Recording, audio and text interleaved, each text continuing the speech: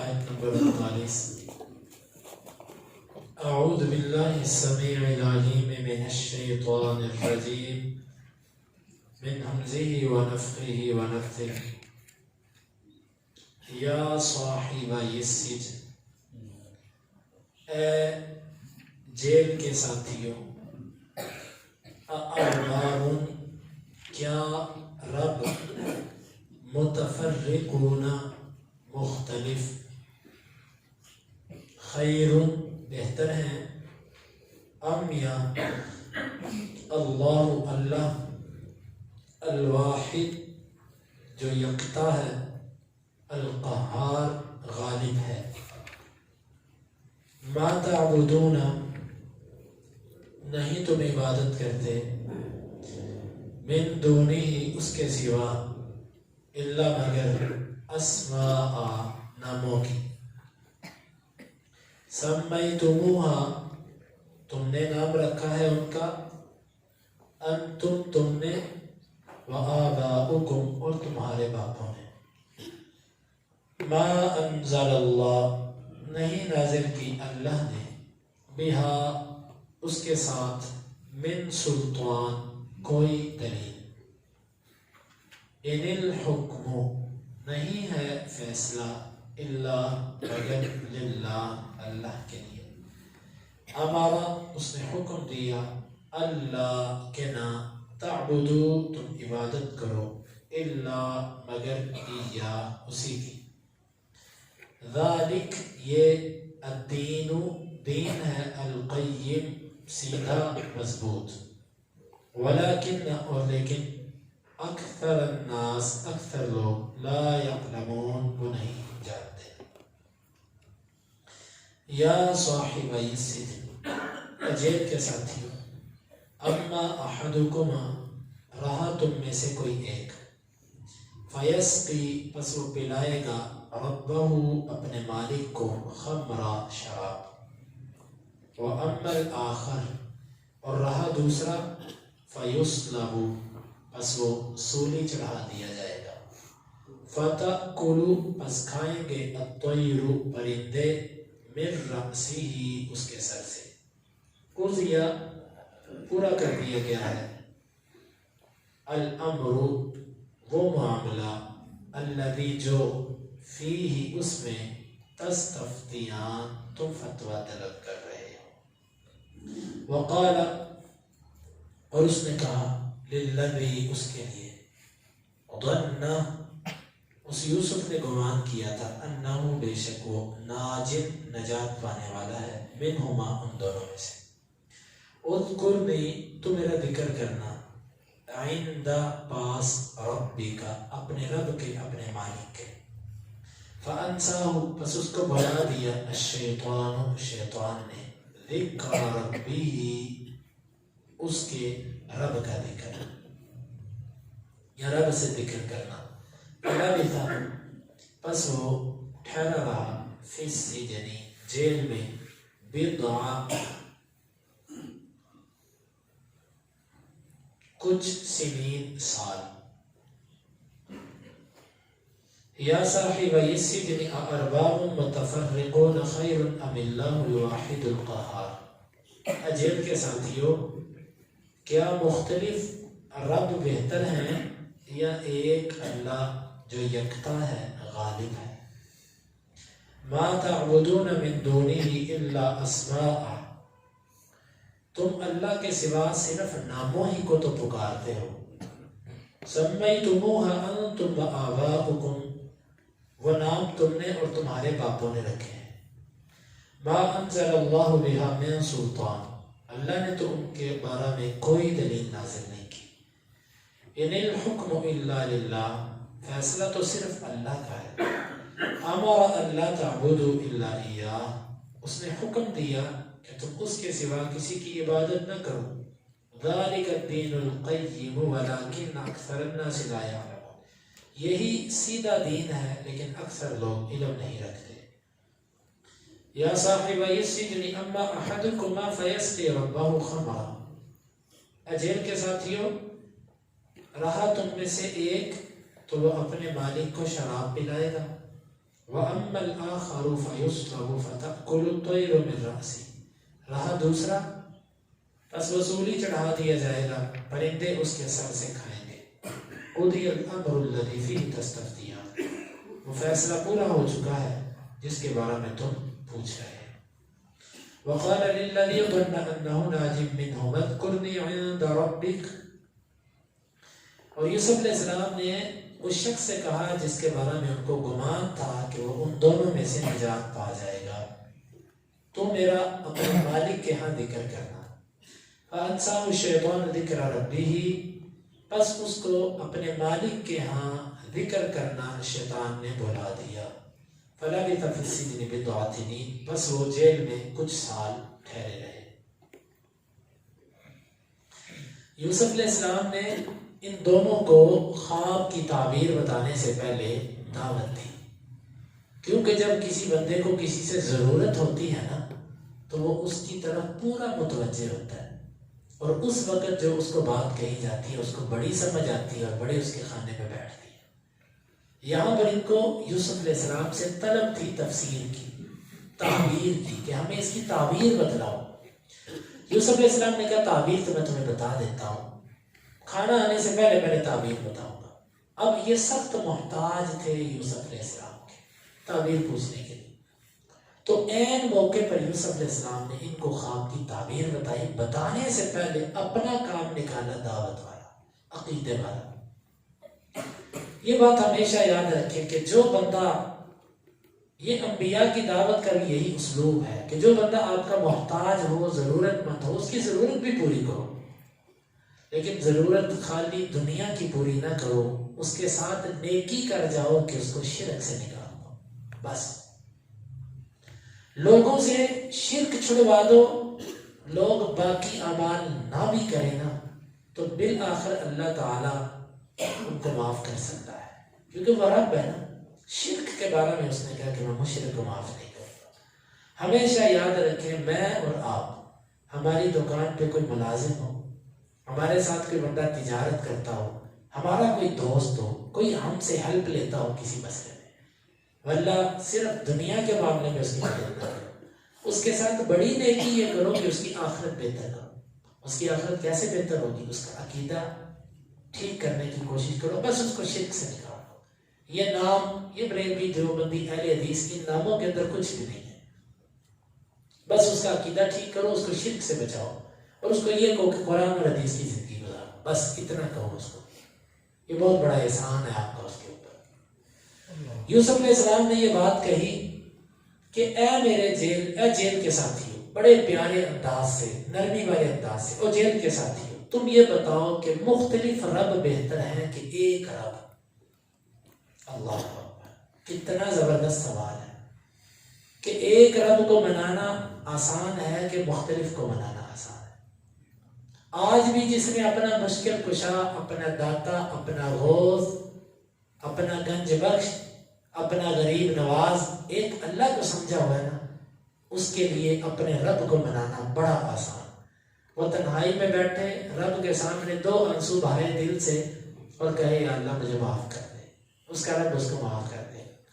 اور جس نے 10 آستانوں پہ جا کے بیعت کی ہو، وہ جس عرس پہ نہ پہنچے وہاں کا گدی نشین اس سے ناراض کہ تو عرس پہ نہیں آیا، اور پھر عرس پہ جانا تو خالی ہاتھ نہیں جانا، کوئی بکرا چھترا لے کر جانا ہے، اور پھر دے کر آنا ہے ہر دفعہ، اور خرچ کر کے آنا ہے، وقت لگا کے آنا ہے۔ ان کی زندگیاں مشکل تنگ زندگی ہیں ان کی۔ ایک اللہ کو منانے والا، اس کو یہ کچھ ایسے معاملے نہیں کرنے پڑتے۔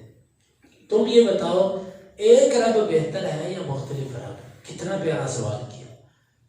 ما تعبدون من دونه الا اسماء، اس کے بعد دوسری بات حقیقت بیان کی کہ جن کو تم پکارتے ہو نا، جن کے نام تم نے داتا اور دیویاں رکھے ہوئے ہیں، یہ صرف نام ہی ہے، ان کی حقیقت کچھ بھی نہیں ہے۔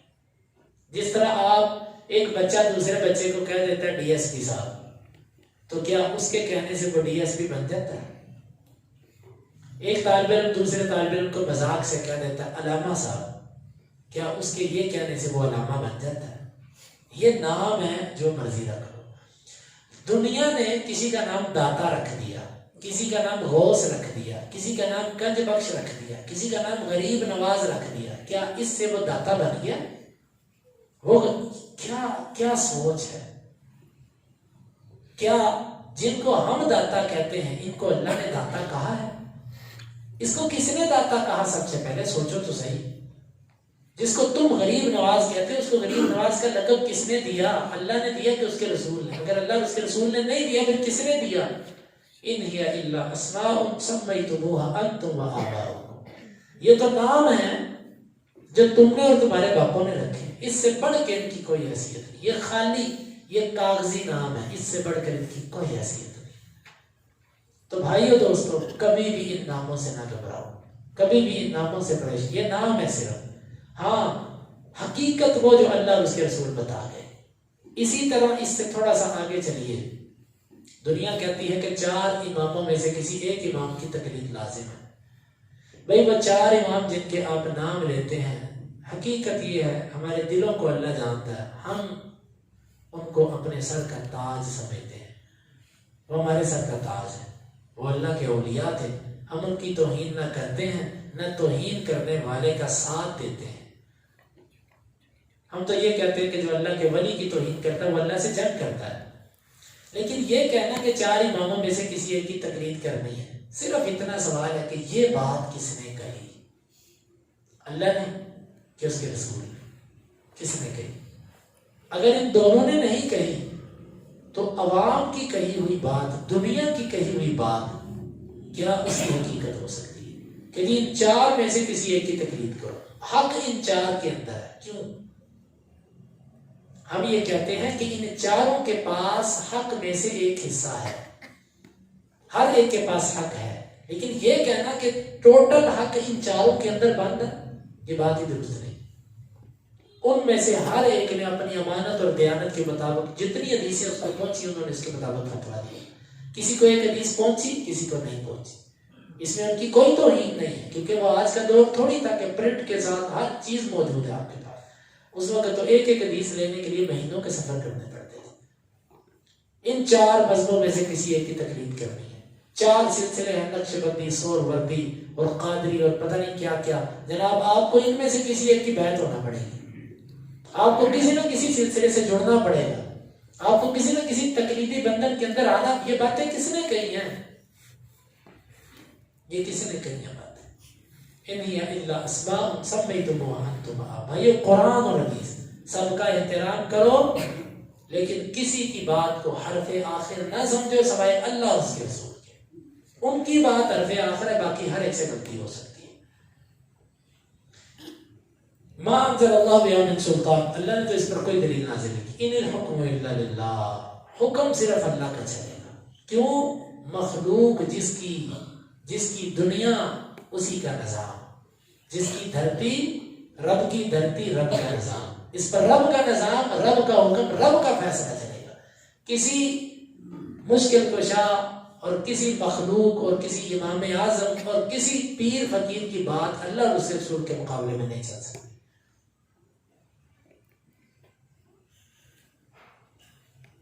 امر اللہ تعبدوا الا اياه، اس نے تو تم کو حکم دیا کہ تم اس کے سوا کسی کی عبادت نہ کرو۔ ذالک الدین القیم، یہی سیدھا دین ہے، مضبوط دین یہی ہے کہ اللہ کے سوا کسی کی عبادت نہ کرو۔ ولکن اکثر الناس لا يعلمون، لیکن اکثر لوگوں کو اس کا علم نہیں ہے۔ یہ اس وقت بھی بات حق تھی، آج بھی اکثر لوگوں کو اس کا علم نہیں ہے کہ صرف ایک اللہ کی عبادت کرنی، اور عبادت کا مطلب صرف نماز ہی نہیں ہے، رکوع سجدہ نہیں ہوتا، کسی کی تعظیم کو اپنے اوپر غالب کر لینا، کسی کے بارے میں یہ تصور کر لینا وہ میرے دلوں کے راز جانتا ہے، کسی کے بارے میں یہ سوچ لینا کہ اگر میں نے نظر و نیاز نہ دی، میں نے ختم نہ دلوایا تو جناب یہ ہو جائے گا میرے گھر پہ، میری دکان پہ، میرے کاروبار پہ، ایسا ہو جائے گا۔ کسی کے لیے تعظیم کرنا، کسی سے مانگنا، یہ سب کی سب عبادت کی صورتیں ہیں۔ نظر و نیاز کسی کے نام پہ کرنا، یہ سب عبادتیں ہیں۔ عبادت صرف نماز ہی نہیں ہے۔ یا صاحب السجن اما احدکما فیسقی ربہ خمرا، جب توحید کی دعوت دے دی، اب یوسف علیہ السلام خواب کی تعبیر بتا رہے ہیں۔ خواب کی تعبیر بتلاتے ہوئے بھی اتنا زبردست انداز اختیار کیا کہ متعین کر کے نہیں کہا کہ تجھے پھانسی ہونی ہے اور تو نے بچنا ہے. یوں بات کی تم میں سے کوئی ایک. کیوں؟ اگر سیدھا انگلی رکھ کے کہتے نا، سمجھ تو آ رہی تھی کہ کس نے سولی چڑھنا ہے، سمجھ آ رہی تھی، لیکن یوں انگلی رکھ کے نہیں کہا کہ تو نے سولی چڑھنا ہے. اگر یوں کہہ دیا جائے تو وہ بیچارہ وہ وقت آنے سے پہلے سولی چڑھ جاتا ہے. نہ اس کو راتوں کو نیند اور نہ اس کو بھوک، نہ پیاس، نہ اس کی، تو یہ تکلیف دہ مرحلہ ہے. اگر ایسی تعبیر ہو، ایسا کوئی معاملہ ہو تو وہ اشارے کنائے کے ساتھ کہا کہ تم میں سے کوئی ایک اپنے رب کو، اپنے مالک کو شراب پلائے گا. پھر دوسرا اسلوب اب دیکھیے، ایک کی تعبیر اچھی نہیں تھی، دوسرے کی تعبیر اچھی تھی. جس کی تعبیر اچھی تھی اس کو پہلے رکھا، جس کی تعبیر زیادہ اچھی نہیں تھی اس کو بعد میں رکھا. یہ بھی ایک حکیمانہ اسلوب ہے کہ خوشخبریاں پہلے دیں اور پریشان کرنے والی خبر بعد میں رکھیں. تو پہلے اس کو بتلایا کہ بھائی تیرا معاملہ، تم میں سے ایک جو ہے نا وہ اپنے مالک کو جا کے شراب پہ لائے گا، یعنی وہ اپنی ڈیوٹی پہ بحال ہو جائے گا. رہا دوسرا تو اس کو سولی چڑھایا جائے گا اور وہ مر جائے گا اور وہ لٹکا ہوگا. کیونکہ سولی اور پھانسی کے اندر فرق ہوتا ہے. سولی یہ ہوتی ہے کہ آپ کسی کو اونچی جگہ کے ساتھ لٹکا دو، باندھ دو، اور اس کو مارنا نہیں آپ نے، بس لٹکا دو. وہ لٹکا ہی گرمی، سردی، بھوک، پیاس، سب کچھ پرندے اس کے سر پہ آ کے بیٹھے، نوچیں، اس کو کاٹیں، وہ اسی طرح رہے گا. وہ ایسے ہی تڑپ تڑپ کے مرے. بہت سخت ہوتی ہے. پھانسی بہت آسان ہے اس کی بنسبت، سولی بہت سخت ہے. دنوں لٹکے رہتی ہے، لاش لٹکی رہتی ہے. پہلے لٹکا دیا بس، بعض دفعہ تیر مارے جاتے ہیں تو بعض دفعہ وہ بھی نہیں کہ بس لٹکایا ہوا ہے، ہاتھ بھی اس کے باندھے ہوئے ہیں اور جسم بھی اس کا باندھا ہوا ہے، بس وہ لٹکا ہوا ہے. تو یہ بڑی بری موت ہے. تو تم میں سے ایک جو ہے وہ سولی لٹکایا جائے گا اور پرندے اس کے سر کو آ کر نوچیں گے. وہ جو روٹیاں کھانے والی تعبیر ہے وہ تیرے سر کو کھائیں گے. تو یہ ہے قضی الامر الذی فیہ تستفتیان. یہ جو تم نے تعبیر پوچھی ہے نا، یہ تعبیر کوئی اندازہ نہیں ہے، یہ 100% پکی تعبیر ہے. ایسا ہو چکا ہوا ہے، اللہ کے کاغذوں میں یہ ہو چکا ہوا ہے. کیونکہ یوسف علیہ السلام کو جو اللہ نے تعبیر کا علم دیا تھا وہ اندازے والا علم نہیں تھا. اور حدیث کے اندر بھی آتا، نبی صلی اللہ علیہ وسلم نے فرمایا تعبیر علی رجل طائر، پرندے کے پاؤں پر رکھی ہوئی چیز کی طرح ہوتی ہے. جس وقت تعبیر کی جاتی ہے وہ اسی طرح واقع ہو جاتی ہے. حدیث کا مطلب تو انشاءاللہ پھر کسی موقع پر سمجھاؤں گا. مطلب اس کا یہ ہے کہ تعبیر جس طرح کی کر دو گے اس طرح کی واقع ہوگی. اور بعض روایات کے اندر آتا ہے کہ الرؤیا لأول عابر، خواب پہلی تعبیر کرنے والے کے، سب سے پہلے آپ نے جس سے تعبیر پوچھی اس نے جو کر دی اس کے مطابق ہوگی. اس لیے تعبیر ہر بندے سے پوچھنی نہیں چاہیے. نیک، اللہ سے ڈرنے والا، عالم دین، اگر کسی کو آپ کو نظر آتا ہے تو آپ اس سے پوچھیں. تو یہ اللہ کی طرف سے وحی علم ہوتا ہے. تو یوسف علیہ السلام، اس لیے ہر ایک کو اپنی خواب بتانی بھی نہیں چاہیے. تو یوسف علیہ السلام نے کہا یہ معاملہ حتمی ہو چکا ہے جس کے بارے میں تم پوچھ رہے ہو، بس بات ختم. اب گفتگو ختم ہو گئی. اب یوسف علیہ السلام نے نہایت حکیمانہ انداز سے اپنا ایک پیغام اس کے ذریعے باہر بھیجنا چاہا. کس کے ذریعے؟ جس کے بارے میں ان کو پتا تھا نا اس نے بچ جانا. اس کو اتنا کہا کہ اذکرنی عند ربک، اپنے مالک کے پاس جا کے میرا تذکرہ کرنا. یہاں سے بعض مفسرین نے لکھا کہ کبھی بھی تکلیف اور سزا مانگنی نہیں چاہیے. انسان کتنا بھی صابر ہونا، جب وہ اللہ کو خود بتائے نا کہ اللہ ایسے کر، پھر انسان اپنے بتائے ہوئے میں بعض دفعہ مشکل میں بھی آ جاتا ہے. حاشا کا اللہ، میں اللہ تعالیٰ معاف کرے میرے سے، اللہ صحیح الفاظ ادا کروائے. میری بات کا مطلب یہ ہے کہ یوسف علیہ السلام نے اللہ سے یہ کہہ دیا کہ اللہ مجھے جیل بہتر ہے اس سے، تو پھر خود مانگی تھی نا جیل، تو پھر اکتا بھی گئے. اس لیے ہمیشہ یہ چاہیے کسی ایک مصیبت سے نجات پانے کے لیے دوسری مصیبت کا نام نہیں لینا چاہیے کہ اللہ یہ میرے اوپر ڈال دے، اس سے تو یہ بہتر ہے. یہ کہنا چاہیے کہ یا اللہ میرے سے اس مصیبت کو پھیر دے اور مجھے ہر شر سے بچا دے. لیکن یوسف علیہ السلام کا جو امر تھا، یہاں پر بھی اللہ تعالیٰ نے ان سے بہت کام کروانا تھا، جیل کے اندر بھی اللہ نے ان سے بہت کام لینا تھا. تو یہ بہرحال ایک الگ معاملہ ہے. لیکن انسان جب مصیبتیں خود مانگتا ہے اس سے پھر اکتا بھی جاتا ہے. تو اب تھک گئے، کہا کہ جاؤ جا کر اس سے کہو کہ اس کا بیچارے کبھی کبھی حال احوال پوچھ لو، میرا تذکرہ کرنا، میرا واقعہ ذکر کرنا کہ ایک بے گناہ بھی جیل کے اندر پڑا ہوا ہے. فَأَنْسَاهُ الشَّيْطَانُ ذِكْرَ رَبِّهِ، اس کو شیطان نے مالک سے ذکر کرنا بھلا دیا. اس کی دو تفسیریں کی ہیں مفسرین. ذکر ربِّهِ فَأَنْسَاهُ، اس کو بھلا دیا. کس کو بھلا دیا؟ کہتے ہیں جی یوسف علیہ السلام کو بھلا دیا. کیسے؟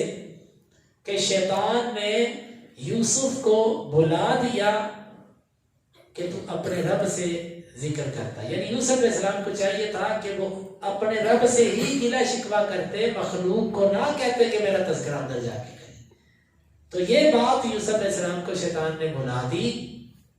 انہوں نے رب سے اس کا تذکرہ کرنے کی بجائے اس قیدی سے ذکر کر دیا کہ تو مالک سے جا کے کہنا. بات سمجھ آئی کہ یوسف علیہ السلام کو شیطان نے رب کا ذکر بلا دیا، یعنی رب سے ذکر کرنا بلا دیا، اور اس غلام اور قیدی سے کہا کہ تو جا کے میرا ذکر کریں بادشاہ کے پاس. تو اللہ تعالیٰ کو یہ چیز پسند نہ آئی کہ انہوں نے رب کو چھوڑ کے مخلوق کا سہارا لیا. پھر اس کا نتیجہ یہ نکلا کہ ان کو جیل کے اندر بضع سنین، بضع کا لفظ میں نے کل بھی بتایا تھا 3 سے لے کے 9 تک کے لیے بولا جاتا ہے. اتنے سال مفسرین نے ویسے 7 سال لکھا، 7 سال ان کو پھر جیل کے اندر رہنا پڑا. کس وجہ سے؟ کہ انہوں نے رب کو چھوڑ کے مخلوق سے کہا تھا کہ یہ میرا کام کر. یہ تفسیر بھی مفسرین نے کی ہے. ابن جریر طبری رحمہ اللہ نے بھی اس تفسیر کو نقل کیا ہے مجاہد وغیرہ سے. لیکن اس سے اچھی اور زیادہ راجح تفسیر جو مجھے محسوس ہوتی ہے اور اس پر دلیل بھی ہے وہ یہ ہے کہ فَأَنْسَاهُ، اس قیدی کو بلا دیا. یہاں پر یوسف علیہ السلام مراد ہی نہیں. کیوں؟ اپنی ضرورت پوری کرنے کے لیے مخلوق سے مدد لی جا سکتی ہے، اسباب اور وسائل اختیار کیے جا سکتے ہیں. نبی صلی اللہ علیہ وسلم نے بھی کئی دفعہ جو ہے وہ پناہ لی مکے کے اندر. تو کیا نعوذ باللہ آپ نے غیر اللہ سے مدد لی؟ تو یہ غیر اللہ کی وہ مدد جو اسباب کے تحت ہو، جو عام عرف کی چیزیں ہوں، جو لین دین کی چیزیں ہوں، یہ جائز ہوتی ہے. البتہ غیر اللہ کی وہ مدد کہ جو اسباب سے بالا تر ہو، مطلب کسی کو کہنا مجھے بیٹا دے دو، یہ نہیں ہو سکتا. کسی کو کہنا مجھے شفا دے دو، یہ نہیں ہو سکتا. کوئی آپ کو دوائی تو دے سکتا ہے، شفا نہیں دے سکتا. کوئی آپ کو پیسے تو دے سکتا ہے، مالدار نہیں کر سکتا. کوئی آپ سے چھین تو سکتا ہے، آپ کو فقیر نہیں کر سکتا. دونوں چیزوں میں بڑا فرق ہے. تو یہ تحت الاسباب ہے، یہ جائز ہے. یوسف علیہ السلام نے اصل یہاں پر یہ ہے کہ اس بندے کو شیطان نے مالک کے پاس جا کے یوسف کا ذکر کرنا بلا دیا، کیونکہ شیطان دشمن ہے. یہی تفسیر راجح ہے. اس پر دلیل یہ ہے، دلیل آگے آ رہی ہے کہ وَذَّكَرَ بَعْدَ أُمَّةٍ، اسی قیدی کو یاد آیا ایک وقت گزرنے کے بعد. پھر اس نے مالک سے کہا کہ ہاں تیری خواب کی تعبیر میں اس بندے سے پوچھ کے آتا ہوں جس نے ہمیں خواب کی تعبیر بتائی تھی. اس وقت اس کو یوسف یاد آئے. تو بھولا بھی پھر وہی تھا. تو اس لیے یہاں پر راجح تفسیر یہی ہے کہ جو بھولا تھا یہ قیدی بھولا، مالک کے سامنے ذکر نہ کر سکا. بھولنے کی وجہ سے یوسف علیہ السلام کو جیل کے اندر اتنا عرصہ ٹھہرنا پڑا. اللہ کو بھی ایسے منظور تھا. تو یہ ہے. آگے پھر بادشاہ نے خواب دیکھا، اس نے اپنے درباریوں سے اس کی تعبیر پوچھی، کسی نے اس کو صحیح تعبیر نہ بتائی. اس نے پھر یہ قیدی جو تھا اس کو پھر اس وقت یوسف یاد آئے، اس یوسف نے تو مجھے کام بھی کہا تھا. پھر اس نے مالک سے کہا کہ بادشاہ میں تیری خواب کی تعبیر لے کر آتا ہوں. پھر وہ آیا اور سب معاملہ انشاءاللہ وہ بات بادشاہ کا خواب کیا تھا، اس کی تعبیر کیا تھی، وہ یوسف علیہ السلام کے پاس کیسے آیا، اس نے یوسف کو کیا کہا اور یوسف نے اس کی تعبیر اور تدبیر کیا بتائی، یہ سب انشاءاللہ کل کے درس میں. کل جمعۃ المبارک ہے، کل بھی انشاءاللہ ہماری کلاس ہوگی. اللہ تعالیٰ سے دعا ہے کہ اللہ تعالیٰ ہمیں ان آیات کو سمجھنے کی اور ان کے تقاضوں کو پورا کرنے کی توفیق عطا فرمائے.